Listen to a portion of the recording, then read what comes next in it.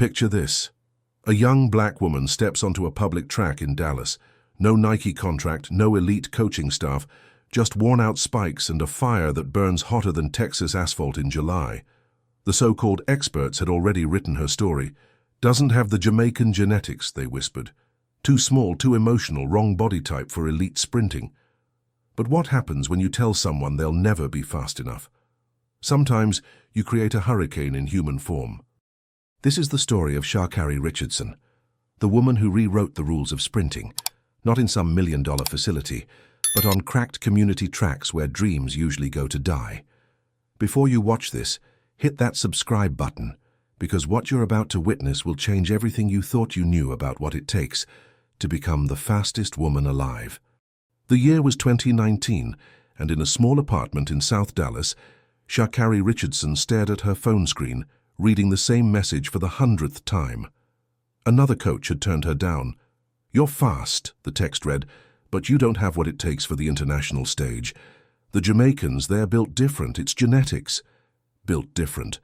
Those two words would haunt her, fuel her, and ultimately define her revenge. Sha'Carri's story didn't begin in some pristine training facility with Olympic rings adorning the walls. It began in one of Dallas's roughest neighborhoods, where gunshots punctuated summer nights more often than starting pistols. Raised by her grandmother, Betty Harp, after her biological mother's struggles with addiction, Sha'Carri learned early that life wouldn't hand her anything. "Baby, they're going to tell you no 1,000 times," her grandmother would say, braiding Sha'Carri's hair in their tiny kitchen. "But you only need one yes, and that yes comes from yourself." At Carter High School, Sha'Carri discovered she could run. Not just run, fly. But even then, the doubters emerged like shadows. College scouts would watch her blaze past competitors, then shake their heads. "She's quick, but look at her frame. 5'1", barely 100 pounds soaking wet." The Jamaican women? They're machines. Fraser Price, Thompson Hera. They've got that West African genetic advantage. This girl? She's got heart. But heart doesn't win gold medals. The recruiting letters that should have flooded in barely trickled. Louisiana State University finally offered her a scholarship. But even there, she was the afterthought, the project, the maybe she'll develop athlete. While her teammates trained with dedicated sprint coaches, Sha'Carri often found herself alone, running intervals on the public track near campus when the facilities were closed to non-elite athletes. But something strange happened on those lonely nights under flickering streetlights. Each rejection letter, each genetic disadvantage comment, each comparison to the Jamaican sprinting dynasty, they didn't break her. They transformed her. She developed her own training regimen, studying YouTube videos of Florence Griffith Joyner, analyzing every micro-movement, every breath pattern. "They said I needed Jamaican genetics," she would later tell a friend, "but they forgot something crucial. Rage is its own kind of DNA." Her freshman year at LSU was solid but unremarkable by elite standards. 11.1 seconds in the 100 meters, fast enough to compete, not fast enough to matter. The coaching staff relegated her to relay duties. Sprint coaches focused on their genetic lottery winners, the tall, powerful athletes who fit the mold. So Sha'Carri did something unprecedented. She started sneaking into Houston's public tracks at 5 a.m. before classes, training herself with nothing but a stopwatch app and sheer determination. No massage therapists, no biomechanics experts, no sports psychologists, just her, the track, and the voices in her head saying she'd never be enough. Local runners began noticing the small woman with the fierce eyes who showed up every morning regardless of weather. They'd watch her run the same intervals over and over, collapsing at the finish line, then getting up and doing it again. Some thought she was crazy. Others recognized something else, the birth of something extraordinary. By her sophomore year, something had shifted. Her times dropped dramatically. 10.8 seconds. Then 10.7. Suddenly, the coaches who had ignored her were paying attention. But Sha'Carri remembered every slight, every genetic excuse, every moment she'd been written off. "Now they want to coach me," she thought, watching them approach with their clipboards and sudden interest. "Now I'm worth their time?" The anger transformed into rocket fuel. She didn't need them anymore.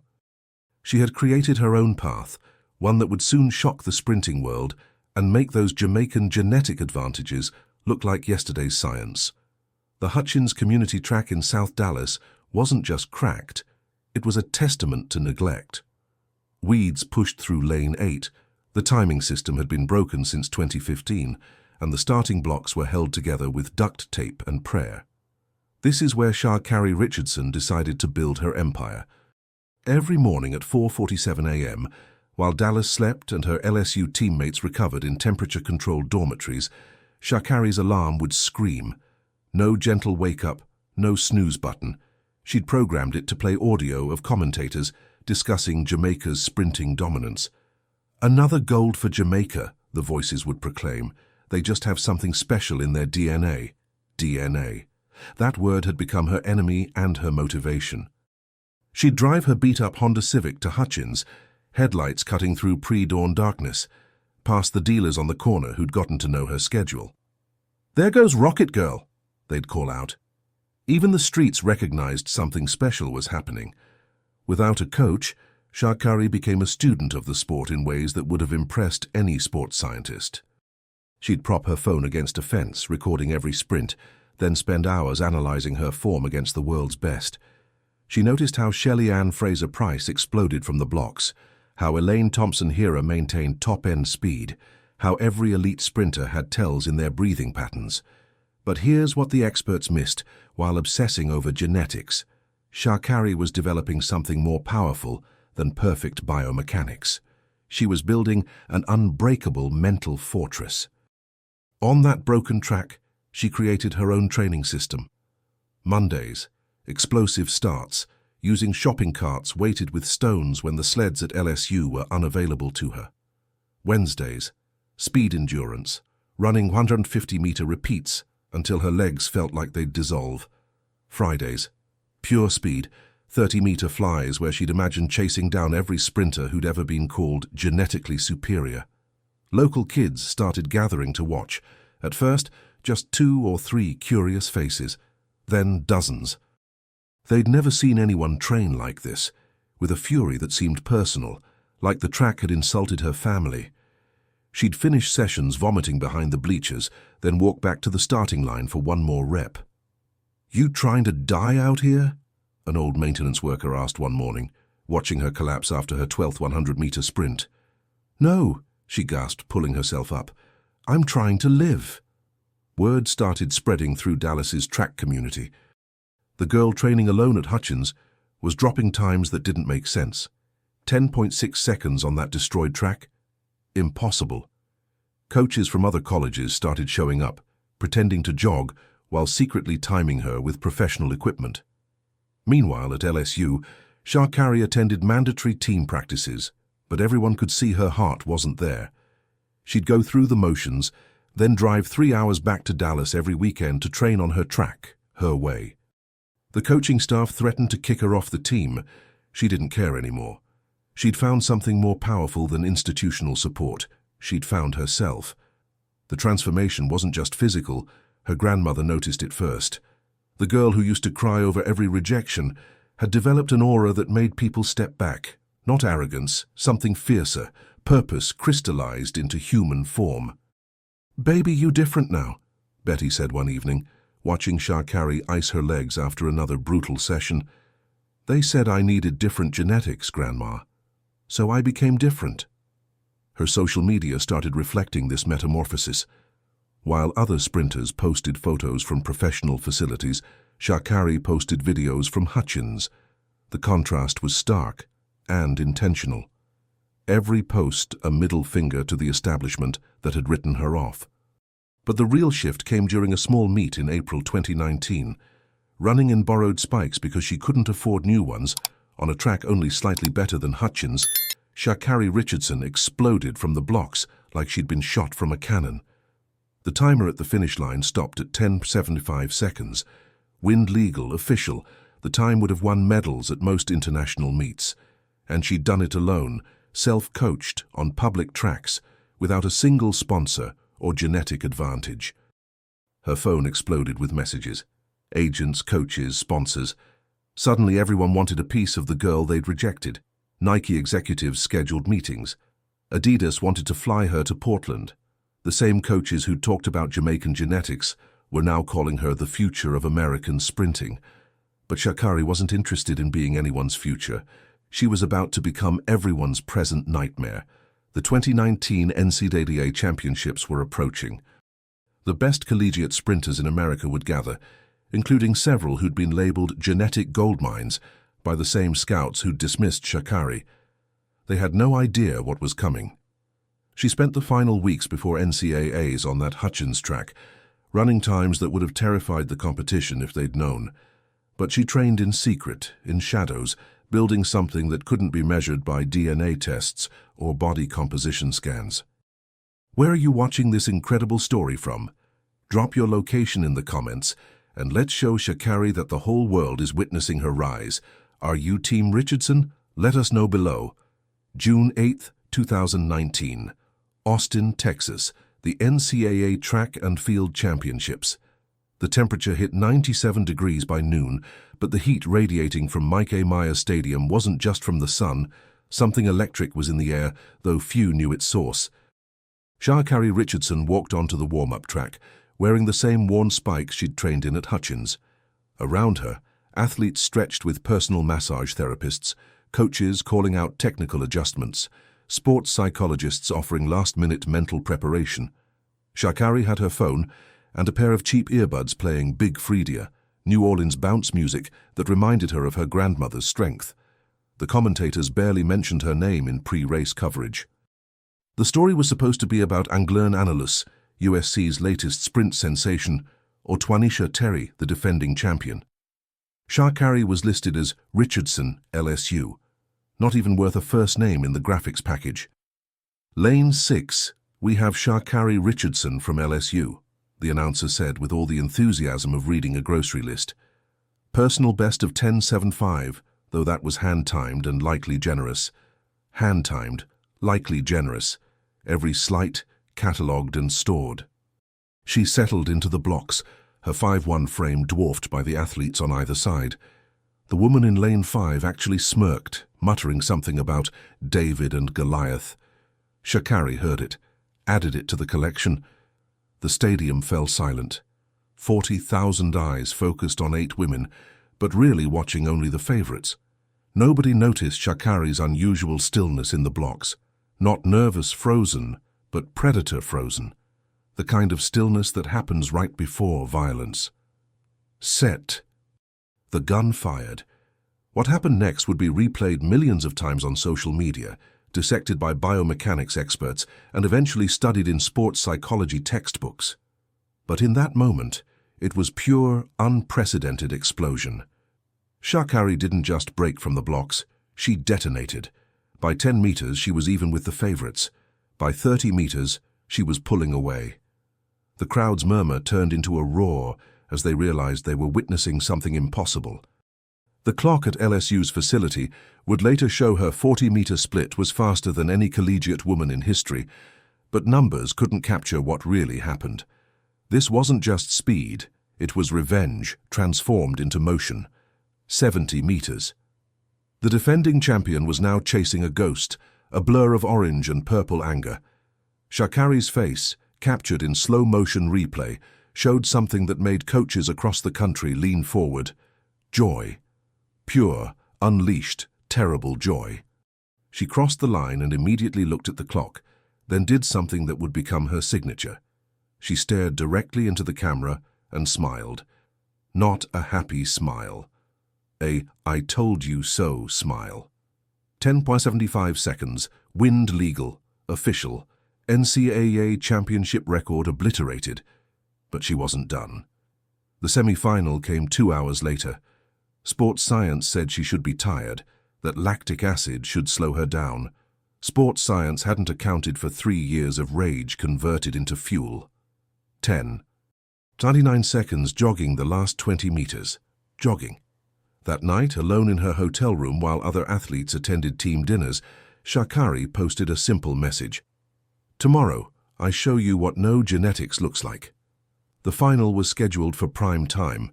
Suddenly, television executives were scrambling to adjust coverage. Social media was exploding with clips of the unknown sprinter who'd appeared from nowhere. Jamaican sprint legend Usain Bolt tweeted a eyes emoji.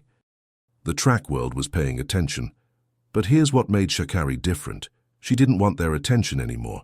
She wanted their fear. The next evening, as she walked to the blocks for the final, something had changed. The other athletes wouldn't make eye contact. They'd seen the semi-final, seen her shut it down with 20 meters left and still run sub-11. They knew what was coming. "Lane 6, Sha'Carri Richardson," the announcer boomed, finally learning her first name. She raised one finger to her lips. Silence. The crowd of 45,000 obeyed. In the blocks, she thought about every rejection letter, every genetic disadvantage comment, every night at Hutchins when she'd trained alone, every expert who'd said Americans couldn't compete with Jamaican sprinters anymore. The gun fired. This time she didn't just run. She hunted. The slow-motion replay would show her hitting top speed faster than any woman in collegiate history. Her turnover rate, the speed at which her legs cycled, defied biomechanical models. She crossed the line and kept running, past the finish, past the cameras, straight to the fence, where a small group from South Dallas had made the journey to watch their neighborhood hero. The clock stopped. The stadium gasped. 10:50 seconds. The fastest time ever run by a collegiate woman. Faster than any Jamaican had run that year. Within 24 hours of destroying the NCAA record, Sha'Carri Richardson's phone had logged 247 missed calls. Nike offered a contract that would have set her up for life. Adidas promised to build a campaign around her. Puma wanted to make her the face of their sprint program. She turned them all down. "I'm not for sale," she told a stunned agent who'd flown from New York specifically to sign her. Not yet. Instead, she did something unprecedented in modern track and field. She announced she'd turn professional but remain unsponsored, training herself, funding her career through small appearance fees and a GoFundMe that raised $30,000 in 6 hours, all small donations from people who saw themselves in her story. The track establishment was horrified. Athletes needed systems, they argued, coaching, sports science, proper facilities. What Sha'Carri was doing wasn't just unconventional, it was heresy. U.S.A. track and field officials called emergency meetings. How could they control an athlete who refused to be controlled? How could they market someone who rejected their entire structure? But Sha'Carri had learned something on those lonely mornings at Hutchins. The system needed her more than she needed it. She was running times that could challenge for global medals. American sprinting had been dormant for years, overshadowed by Jamaica's dominance. They needed a savior. She just refused to play the part. Her first professional race came 3 weeks later at a small meet in Florida. No television coverage, maybe 500 spectators. The organizers could only afford to pay her $2,000 plus travel expenses.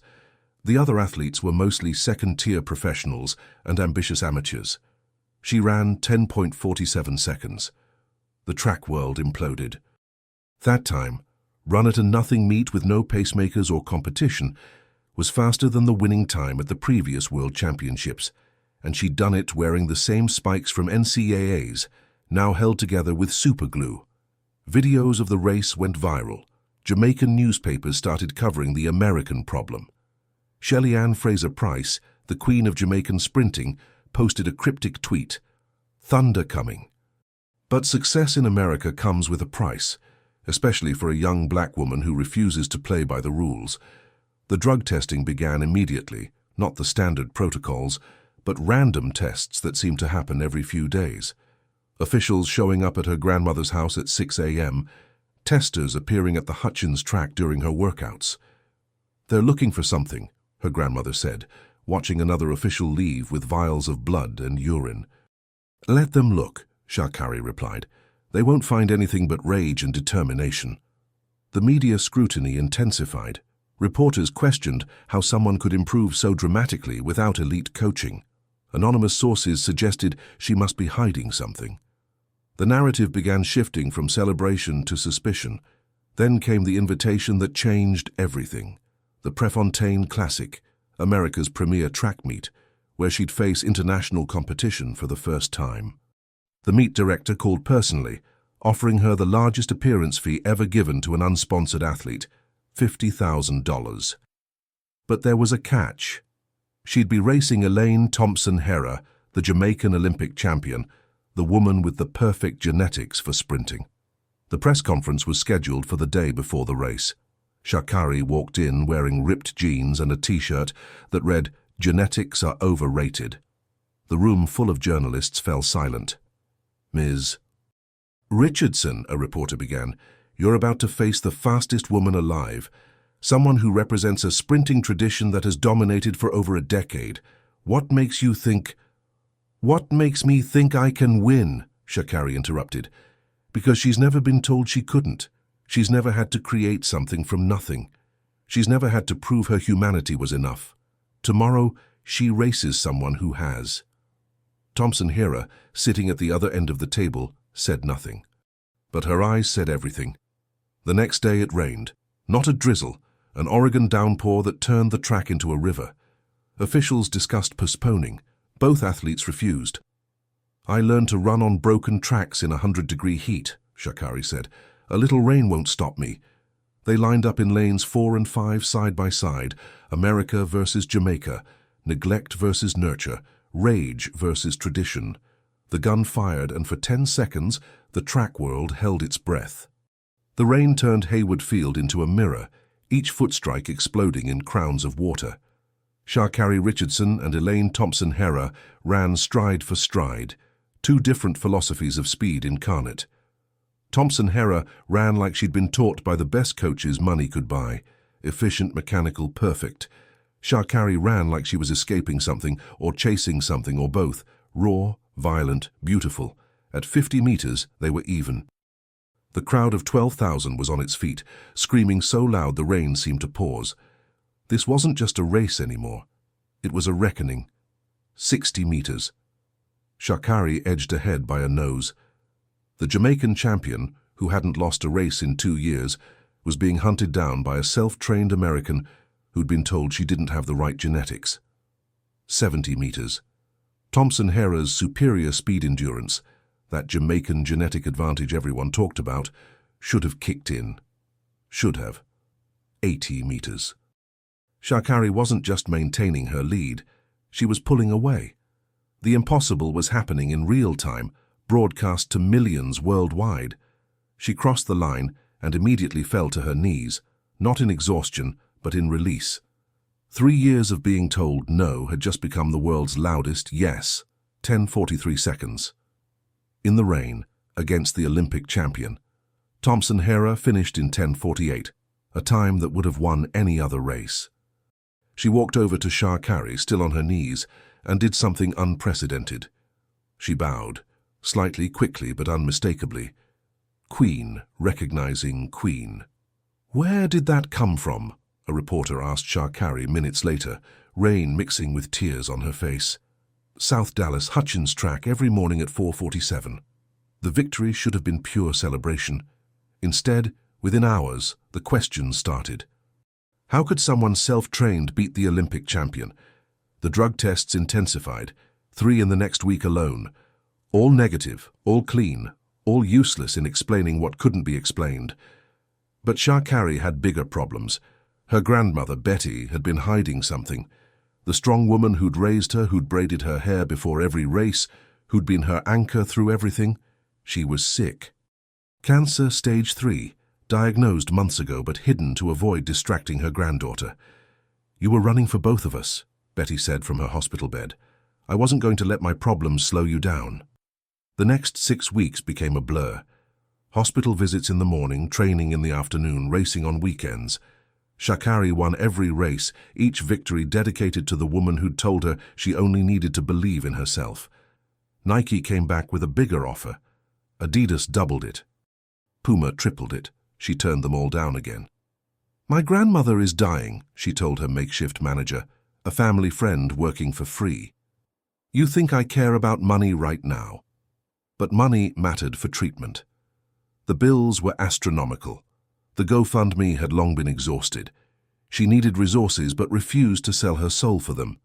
Then came an unexpected offer, not from a shoe company, but from a tech entrepreneur who'd grown up 2 blocks from the Hutchins track.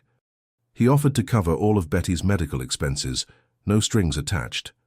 "I used to watch you train," he said, "at 5 a.m. in the dark, alone. You gave my little sister hope that someone from our neighborhood could be something. This isn't sponsorship, it's payback." With Betty's treatment secured, Sha'Carri could focus on what came next, the U.S. Championships, where the top 3 finishers would make the World Championship team. She'd be facing every elite American sprinter, all with full support teams, all desperate to stop the unsponsored anomaly. But first, she had a promise to keep. Betty had one request. "I want to see you run one more time, not on TV, in person." So Sha'Carri organized something unprecedented. She rented out the Hutchins track, the broken, beautiful place where it all began. She invited the neighborhood, the kids who'd watched her train, the dealers who'd called her Rocket Girl, everyone who'd witnessed the impossible. On a Tuesday evening, with no official timing, no drug testers, no media, Sha'Carri Richardson ran 100 meters, while her dying grandmother watched from a wheelchair at the finish line. Witnesses swear she ran faster than ever that day. But there were no clocks, just love, converted into speed. 2 weeks after the Hutchins exhibition, Sha'Carri Richardson stood in the tunnel of Sacramento's Hornet Stadium, listening to 20,000 people chant her name. The U.S. Championships had become the Sha'Carri show, whether the establishment liked it or not. U.S.A. track and field officials were in full panic mode.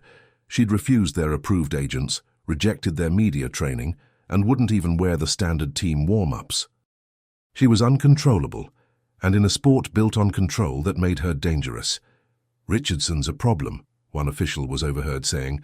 "What happens when every athlete thinks they can do this alone?" But Sha'Carri wasn't alone anymore. The movement had started. Young athletes across America were training on public tracks, posting videos with no excuses. Shoe companies reported declining sales as runners embraced the worn spikes revolution. She hadn't just changed her story. She was rewriting the entire narrative of American track and field. The semi-final heat was supposed to be routine. Sha'Carri jogged, literally jogged, to a 10:51, shutting down at 60 meters. The ease of it terrified her competitors. How fast could she actually run if pushed? That evening her phone rang. Betty was back in the hospital. The treatment had stopped working. Doctors gave her days, maybe weeks. "Run tomorrow," Betty whispered over FaceTime. "Run like you're free." The next morning, ESPN's cameras caught Sha'Carri arriving at the track at 5 a.m., 6 hours before her final. She wasn't warming up. She was sitting in the stands, staring at the track, completely still. What the cameras didn't catch was what she was thinking about. Every morning at Hutchins, every rejection, every genetic excuse, every moment that led to this. The race was scheduled for 4:15 p.m. By 4 she hadn't appeared for warm-ups. Officials were frantically calling her phone. At 4:10 she emerged from the tunnel, wearing those same original spikes, now more tape than shoe. No warm-up, no stretching. She walked straight to the blocks. "Is Richardson injured?" commentators speculated. This is unprecedented behavior before a championship final. She settled into lane 6, closed her eyes, and for the first time in her career, smiled before a race. Not her warrior smile, something softer, like she was sharing a secret with someone who wasn't there. The gun fired. What happened next sent shockwaves through athletics. She didn't just run fast, she transcended the concept of human limitation. Her start was so explosive that biomechanics experts would later claim the footage must be altered. Her acceleration phase broke every model of what was considered possible for someone her size. At 40 meters, she was already a body length ahead of the field. At 60 meters, she was approaching world record pace. At 80 meters, something unprecedented happened. She looked back, not to showboat, but as if checking that everyone was watching, that they were witnessing. She crossed the line and kept running straight through the mixed zone, past reporters, into the tunnel. The clock showed 10:38 seconds, the fastest time in the world that year, faster than any Jamaican, faster than anyone.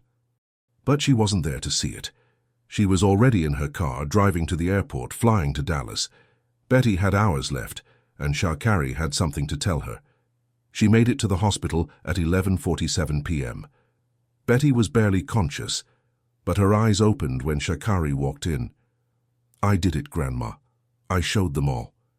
Betty squeezed her hand and whispered something only Sha'Carri could hear. 3 hours later, as Sunday became Monday, Betty Harp passed away, holding the hand of the fastest woman in the world, a woman she'd raised to believe she only needed one yes from herself. Betty's funeral was held at the same Baptist church where Sha'Carri had been baptized. The sanctuary overflowed with people from the neighborhood, athletes from around the world, and hundreds who'd never met either woman but felt connected to their story. Sha'Carri gave no eulogy. Instead, she placed Betty's favorite bracelet, the one she'd worn to every race, on the casket and whispered, "Watch me now." 3 days later, the World Championships selections were announced. Sha'Carri Richardson, the fastest American woman in decades, wasn't on the team. An administrative error had disqualified her from competition. She'd missed a mandatory team meeting while at her grandmother's deathbed. The track world erupted. Athletes who'd never spoken publicly about anything posted support for Sha'Carri. The hashtag #LetHerRun trended globally. Even Jamaican sprinters publicly questioned the decision. But Sha'Carri didn't fight it. She didn't rage. She did something more powerful. She disappeared. For 2 months, nothing. No social media, no races, no sightings. Rumors swirled. She'd quit. She'd signed a secret contract. She'd been banned. She'd lost her speed in grief. Then, on a random Thursday, a video surfaced. Someone had filmed her at Hutchins at 4:47 a.m., running alone on that broken track. But something was different. She wasn't running angry anymore. She was running free. The next week, she announced she'd compete at a small meet in Switzerland, the kind of competition world-class sprinters usually avoided. No Americans would be there, but the Jamaicans would. All of them. "I need to remember why I run," she told the single reporter who managed to reach her. "It was never about proving them wrong. It was about proving me right." The meet in Bellinzona wasn't televised in America. Only 2,000 people attended. But what happened there would echo through track and field forever. Sha'Carri faced Thompson-Herah again, plus Fraser Price, plus the entire Jamaican arsenal that had dominated sprinting for a generation. The gun fired, and for 10 seconds the universe held its breath. She won by 2 meters, 10:35 seconds, into a headwind. No celebration, no signature smile. She walked to the camera and said 5 words. "This is for you, Grandma." When she returned to America, everything had changed. U.S.A. Track and Field issued a public apology. Every sponsor who'd waited now offered blank checks. The establishment that had tried to break her now needed her to save them. She signed one contract with a small company that made custom spikes for athletes who couldn't afford major brands. The deal included a provision. For every pair sold, one would be donated to a young athlete training on public tracks. The Olympics were coming. The greatest stage in sports where Sha'Carri would face not just the Jamaicans, but the weight of American expectations. She'd gone from nobody to everything in less than 2 years. From wrong genetics to America's only hope of breaking Jamaica's stranglehold on speed. But first, she had one more thing to do. She bought the Hutchins track. Not to fix it, to preserve it. Every crack, every broken timing system, every weed pushing through lane 8. "This is where dreams are born," she said at the dedication ceremony. "Not in perfect conditions, but in perfect determination." Olympic Stadium, Paris, 2024. The women's 100-meter final. 1 billion people watching worldwide. Lane 4, Shelly-Ann Fraser-Price, Jamaica, 5-time Olympic medalist. Lane 5, Elaine Thompson-Herah, Jamaica, defending Olympic champion. Lane 6, Sha'Carri Richardson, U.S.A., the girl from Hutchins. The stadium announcer called each name. When he reached Sha'Carri, the roar was deafening. She raised one finger to her lips, her signature silence gesture, but this time she was smiling. Betty's bracelet caught the lights as she settled into the blocks. Set. In that eternal moment before the gun, Sha'Carri heard everything and nothing. Betty's voice, You only need one yes. The experts. Wrong genetics. The dealers at Hutchins. There goes Rocket Girl. 10,000 hours of solitary training compressed into potential energy. The gun fired. For 30 meters, all three women were even. 3 different stories of speed, neck and neck.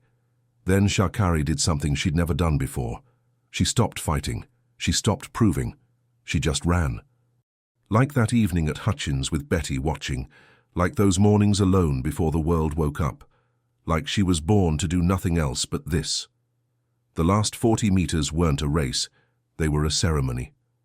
Sha'Carri pulled away with each stride. Not running from something or to something, but simply running. The clock stopped at 10:31 seconds. Olympic record. The fastest woman alive wore worn spikes held together by tape and love. She crossed the line and fell to her knees, not looking at the clock but at the sky. Somewhere up there Betty was watching. The girl who didn't have the right genetics had just become Olympic champion. Thompson Hira and Fraser Price, the Jamaican legends, were the first to embrace her. "You earned this," Fraser Price whispered. "You earned everything." At the medal ceremony, as the American anthem played, Sha'Carri held Betty's bracelet to the sky. The girl from South Dallas, who'd been told she'd never be fast enough, stood on top of the world.